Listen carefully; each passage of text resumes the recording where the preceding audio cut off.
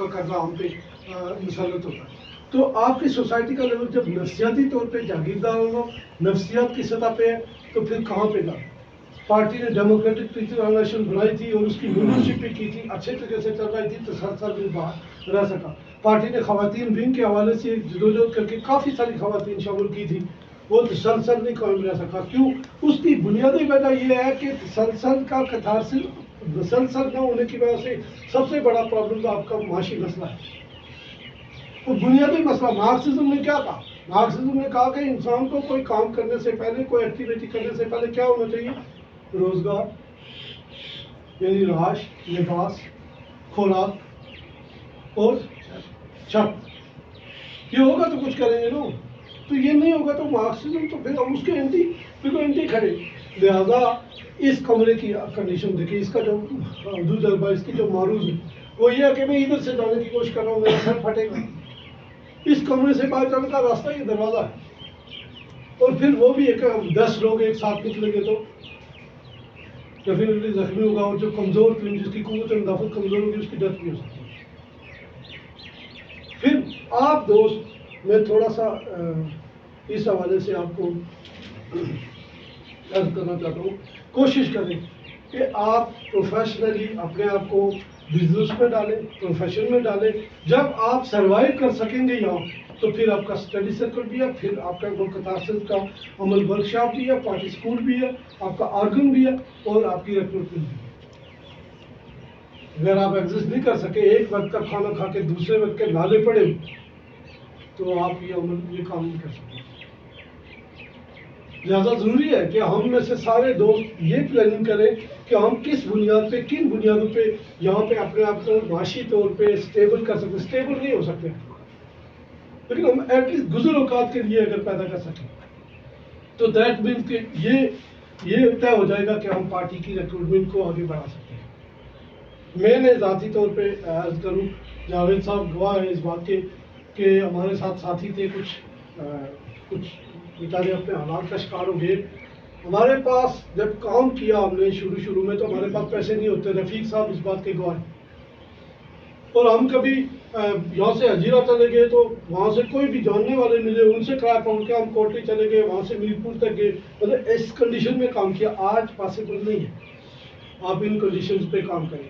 اور بات یہ ہے کہ جب آپ یہ سمجھیں کہ پارٹی کا نقطہ نظر درست ہے, پارٹی نے اس سماج کا جو تجزیہ کیا کہ جو جس کا غلام ہے اس کے خلاف اس کی جدوجہد بنتی ہے. کرنے کو تو بہت سارے لوگ کام کر رہے ہیں. ظاہر نصیب, چشمے معروشن, دل معاشات ضرور کیجیے, وہ کریں, ان کے لیے کھلا گراؤنڈ. لیکن ہمارا خیال ہے کہ ہزاروں پھولوں کو کھلنے دیا جائے, جو سب سے خوبصورت ہوگا, سب سے اچھی خوشبو رکھتا ہوگا, وہ چھا جائے گا. تو یہ موضوع تو ہم نے کہا تھا, اور اس پہ میرا یقین ہے کہ اگر ہم کام کریں دل جمی کے ساتھ, وہ سارے جو آپ سمجھتے ہیں کہ درست نظریہ ہے, درست سوچ ہے, درست تجزیہ ہے, تو اس کے ساتھ اگر کھڑے ہیں تو پھر جہاں پہ ہیں آپ, میں فرض کرتے بیرونی ملک کام کرتا ہوں, تو میری ڈیوٹی ہے کہ جب کوئی اہم ایشو ہو اس پر آپ کو ہنگامی طور پہ فنڈز مہیا کریں. منتھلی میں نے ریاض صاحب سے, کامریڈ سے بات کی تھی کہ آپ سینٹرل کمیٹی میں طے کریں کہ بیرون ملک لوگ جو ہے وہ منتھلی کتنا فنڈز مہیا کریں. کیونکہ منتھلی پرابلم یہ ہے کہ تقریباً ساری دنیا میں سارے بیرون ملک پہ ٹیکسز لگ چکے ہیں. آپ الگ سے چھوٹی رقم نہیں بھیج سکتے. پہلے مڈل ایسٹ سارا فری تھا پاکستان کے جو بینیفیشریز تھے ان کے لیے. اب آپ کچھ بھی اماؤنٹ بھیجیں گے وہاں ایک خاص ٹیکسیز ہیں, ان کو پیڈ کرنا پڑتا ہے. تو میرا خیال یہ کہ ودن 3 months, ودن 2 months ہم ایسا پلاننگ بنا سکتے ہیں کہ ہم آپ کو فنڈز بھیجیں. اور جو آپ کی فنڈز کا ایشو ہے, یہ ہمیشہ سے پارٹی کے اندر بہت ہی اہم ایشو رہا ہے. اور پھر آرگن, تو آرگن کو کوشش کریں کہ ایک تو پیپر ورک, پرنٹڈ ورک ہے, اس کو PDF میں اور مختلف گروپس میں, اور پرسنلی تمام دوستوں کو واٹس ایپ کریں تاکہ دوست زیادہ سے زیادہ اس کو سمجھ سکیں, پڑھ سکیں. اور ایک گزارش اور ہے کہ آپ کے ساتھ یہ جو چھوٹی سی لائبریری ہے, اس لائبریری کو اس طرح استعمال کریں کہ ایک دیانتدار, فرض شناس اور ایک انقلابی باشعور انسان کی طرح ایسا اس سے مت یوز کریں جیسا کہ یہ لگے کہ بندر کے ہاتھ میں اس طرح آ گیا ہے. پھر وہ اس طرح بندر پھر اپنے آپ کو ہی کاٹتا ہے, اس کو تو سمجھ نہیں ہے کہ میں کیا کر رہا ہوں. تو اس لائبریری میں آپ گوگل میں ساری چیزیں کوئی دوست اگر کسی طرح سے فکری مغالطے کا شکار ہے تو سوال اور جواب کا سیشن رکھیں ایک دوسرے کے ساتھ. جب آپ ایون دن آپ کسی شادی میں بیٹھے, آپ کسی قرآن خوانی میں بیٹھے, وہاں تھوڑا سا وقت ملتا ہے تو باہر نکل کے بات کریں ایک دوسرے کے. تو یہ کتھارسس کا عمل آپ کو اسٹڈی سرکل تک لے آئے گا. اسٹڈی سرکل میں کیٹاگرائز کرنے کا عمل آپ سیکھیں گے. اور اگر یہاں کشادہ جگہ ہوتی ہے, جیسے آپ کوشش کریں کہ آپ کے پاس اوپن جگہ ہو تو وہاں بھی آپ پروگرام کر سکتے ہیں. اوپن جگہ میں سے کسی سبزہ زار میں, جہاں تو موسم کی صورتحال مختلف ہے, سردیوں کے بعد یعنی موسم بہتر ہو, سہانا موسم ہو, تو اوپن جگہ پہ کریں. اور اس میں جب آپ ایک سیشن رکھیں تو پھر تین میں دوست تقسیم ہو جائیں اور ان سب کو ایک ہی موضوع پہ وہ تین ڈسکس کریں. تین ڈسکس کریں گے 5 منٹ سب کے لیے, ایک ہی وقت میں 5 منٹ سب کے لیے وہ ڈسکس کریں گے. اور وہ تینوں 3 سوال بنائیں گے. اس سے 3 سوال جو بنیں گے تو پھر 1 بائی 1 وہ بالکل لکھنے کے وہی سوالات جو ہے واپس اسٹیج پہ ایک ساتھی آ کے ان سوالوں کو ریپرزینٹ کرے اور اس پہ ڈسکس بنائے. پھر آپ کا عمل بڑھے گا, دلچسپی بڑھے گی.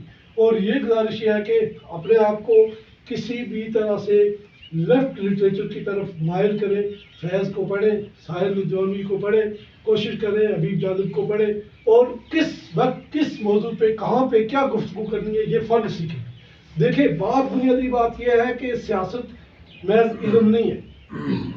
سیاست ایک پرنسپل سبجیکٹ ہے, ایک بہت اہم سبجیکٹ ہے جو باقی سبجیکٹ کو, باقی موضوعات کو اپنے ہاتھے میں لیتا ہے. لیکن مسئلہ یہ ہے کہ سیاست سے ادب اور ادب سے سیاست تک, ادب وہ وسیع احاطہ ہے جو آپ کو دراصل فن سیاست سکھانے کا ایک ہنر ہے.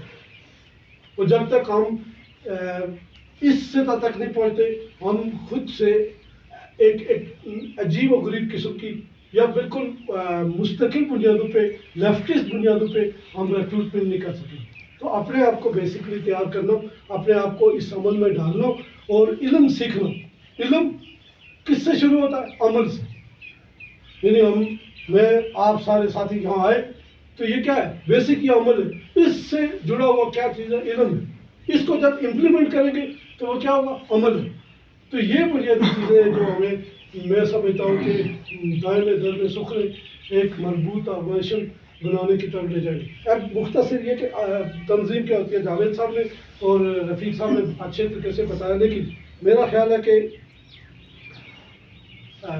سماج کہیں پہ بھی آج کی دنیا میں اور ماقبل تاریخ سے لے کے آج تک کبھی بھی سیدھا نہیں رہا ہے, اور یہ کہ یکسو نہیں رہا ہے یا یکساں نہیں رہا ہے. سماج طبقاتی ہے. اس سماج میں ایک طرف وہ لوگ ہیں جو مال و دولت پہ قابض ہیں, اور ایک وہ ہیں جو مال و دولت پیدا کرنے والے ہیں. ایک وہ ہے جو مال و دولت